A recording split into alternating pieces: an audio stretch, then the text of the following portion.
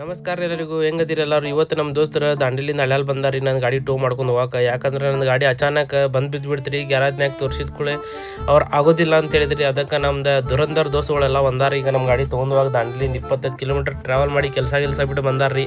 ಇಂಥ ದೋಸ್ತರು ಎಲ್ಲರಿಗೂ ಕೊಡ್ಬೇಕಂತೇಳಿ ನಾ ಅಂತೇನು ನೋಡ್ರಿ.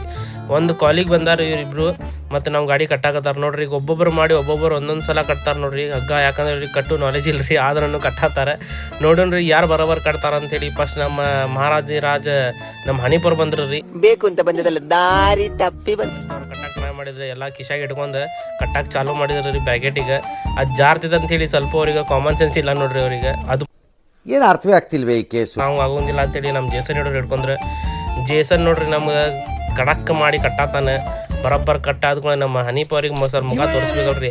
ಕಟ್ಟಿ ಎಲ್ಲ ಆದ್ಕೊಳ್ಳೆ ಗಾಡಿ ತೊಗೊಂಡು ಹೋಗಿ ಚಾಲೂ ಮಾಡಿದ್ದೀರಿ. ಮತ್ತು ಮೇನ್ ರೋಡ್ ಬಿಟ್ಟು ಒಳಗಿನ ರೋಡ್ಲೇ ಹೊಂಟೇವ್ರಿ. ಯಾಕಂದ್ರೆ ಮತ್ತೆ ಮೇನ್ ರೋಡ್ಲೇ ಹೋದ್ರೆ ಹುಡುಗ್ಯಾರ ನೋಡಿ ನಗ್ತಾರ ಅಂತೇಳಿ ಒಳಗಿಂದ ಹೊಂಟೇವ್ರಿ. ಈ ಒಂದು ಅದ್ಭುತವಾದ ಕ್ಷಣಕ್ಕೆ ಭಾರತವೇ ಸಾಕ್ಷಿಯಾಗಿದೆ. ಮತ್ತು ನಮ್ಮ ಗಾಡಿ ಈಗ ನಮ್ಮ ಹನಿಪುರ್ ನಡ್ಸತ್ತಾರ್ರಿ. ಹೋಗ್ತಾ ಇದ್ದೀವಿ ಈಗ. ಮತ್ತು ಈಗೇನು ಪ್ರಾಬ್ಲಮ್ ಇಲ್ಲ. ಮತ್ತು ಹೋಗಿ ದಾಂಡೇಲಿ ಮಠ ಮುಟ್ಬೇಕ್ರಿ ಈಗ ಸೇಫಾಗಿ. ಅಷ್ಟೇ ನಮ್ಗೆ ಬೇಕಾಗಿದ್ದೆ. ಅರ್ಧ ರೋಡ್ ಅವ್ನು ನೋಡ್ದಾರಿ, ಮತ್ತು ಅರ್ಧ ರೋಡ್ ನಂಗೆ ಗಾಡಿ ಕೊಟ್ಟ. ಮತ್ತು ನಾವು ಹೊಡ್ಯಾಕೆ ಚಾಲೂ ಮಾಡಿದ್ರಿ ಗಾಡಿ ದಾಂಡೇಲಿ ಮಠ.